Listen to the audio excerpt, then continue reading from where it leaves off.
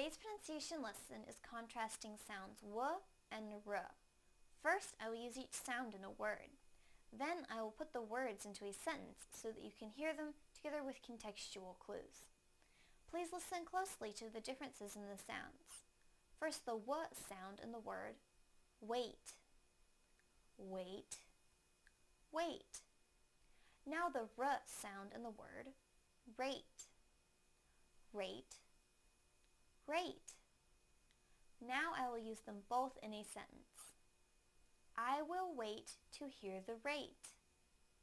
I will wait to hear the rate. I will wait to hear the rate. Thank you for watching CartoonEnglish.tv's pronunciation lesson. Come visit our website for free lessons, games, and chat. Bye!